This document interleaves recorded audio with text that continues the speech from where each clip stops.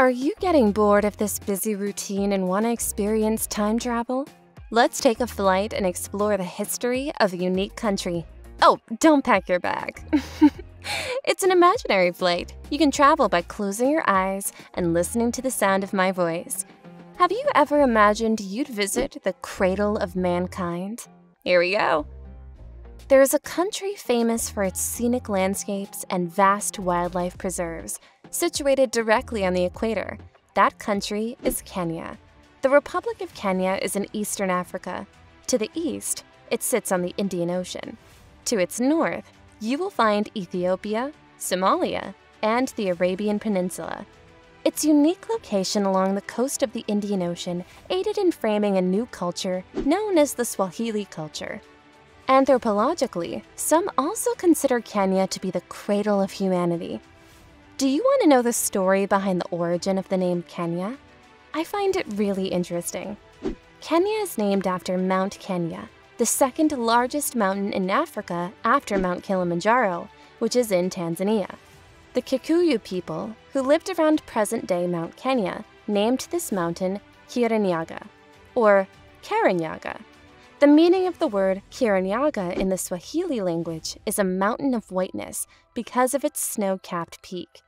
The word Kenya got famous when this region became a British colony.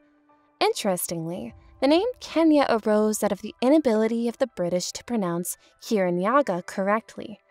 From the 1st century, Kenya became the busiest route for traders and later attracted colonizers and missionaries. The legendary long-distance trader, Chief Kivoi, once traveled through this region with a Kamba caravan. Joining Chief Kivoi's caravan was a man named Dr. Ludwig Krapf, a German missionary with the Anglican Missionary Society, or CMS. The man spotted the mountain peak and asked what it was called.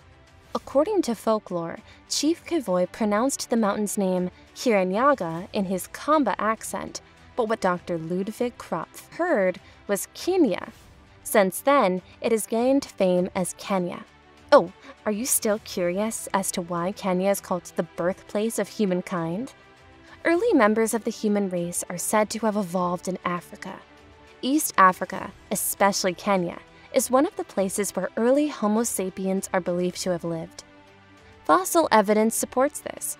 Fossils in Kenya show that primates inhabited the area for more than 20 million years. The evidence of fossils includes the recent discovery in Turkana Basin. This fossil is known as the Turkana boy. Human remains found in Tugan Hills of Kenya date back to approximately 7 million years ago. The earliest inhabitants of Kenya lived in hunter-gatherer groups, like the present-day Hadza people of the Swahili tribe. The Hadza people are modern Khoisan speakers who descend from primitive hunter-gatherers. The world's oldest stone tools are also discovered in Kenya near Lake Turkana. These tools were made by human ancestors some 3.3 million years ago.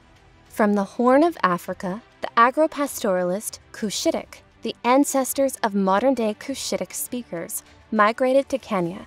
Similarly, around 500 BC, Nilotic-speaking pastoralists, the ancestors of Kenya's Nilotic speakers, started migrating from present-day southern Sudan into Kenya. Nilotic groups in Kenya are the Kalenjin, Samburu, Luo, Turkana, and Maasai. Following the trend, by 100 AD, Bantu-speaking farmers migrated to Kenya from West Africa. The Bantu speakers contributed new techniques in agriculture and ironworking. The Bantu-speaking groups in Kenya are the Kikuyu, Luya, Kamba, Kisii, Meru, Kuria, Mbere, Warawita, Wuruwita, Wapokomo, and Mijikenda, among others. These tribal groups have lived in Kenya for thousands of years. The 8th to 10th centuries marked the introduction of Arab traders to this region, while the 15th century saw Europeans coming to Kenya. The country is ethically diverse to this day. Would you like me to tell you about the impact different people groups had on Kenyan culture?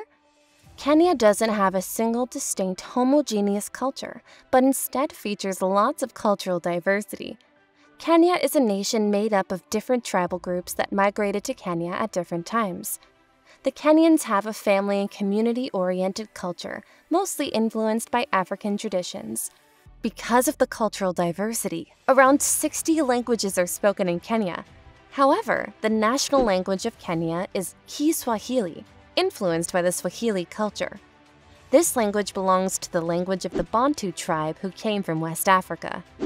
The Swahili culture is influenced by the people, the traders especially, coming there at different times.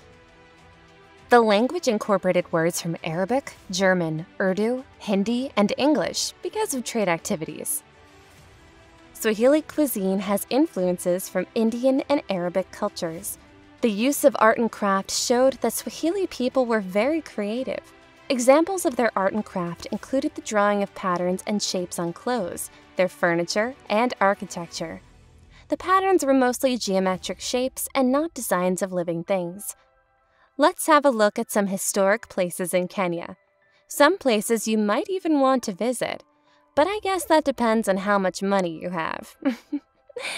The Great Rift Valley, also known as the East African Rift Valley, was formed more than 25 million years ago. This valley cuts through the country from north to south. Lake Turkana is located north of the Great Rift Valley. A rift valley is an area where the Earth's crust is splitting apart. The rift forms when the Earth's crust is divided by the movement of tectonic plates. The Great Rift Valley is an attraction for tourists around the world. Another prehistoric site is Hyrax Hills. This place was a burial site during the Neolithic period. This site covers an area of around 50 hectares of land, most of which is covered by hills. As a monument, this place attracts the attention of tourists around the world. Another attraction for tourists is Jumba la Mtwana, or Jumba Ruins. It is a site of historical structures and archaeological relics situated in Kenya. The site is located 15 kilometers north of Mombasa. This place is a reminder of early Swahili history. In the local language Swahili, Jumba la Mtwana means large house of the slaves.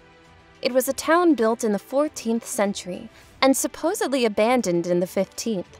The place was considered a slave port alongside the Indian Ocean, where wealthier people of Jumba constructed buildings from coral stones and wood. But poorer families probably continued to live in mud huts on the periphery of the expanded town. The ruins of Jumba la Mtwana include some houses where the different parts of the house, kitchen, bathrooms, and living room can be identified. In these ruins, there is a mosque with a dome-shaped mihrab. The mihrab identifies the direction of Mecca, which Muslims face when praying. The names for the different buildings are quite imaginative, such as the House of Many Doors and the House of the Cylinder.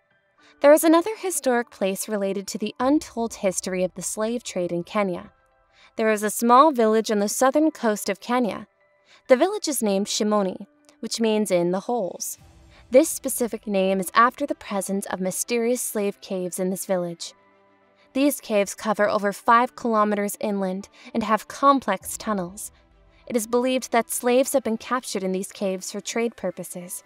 However, it is also said that before slave trading, these caves were used by the people for spiritual rituals and worked as hideouts for them in wars. An archaeological site in Kenya is Timlik Oinga, which is believed to be more than 550 years old.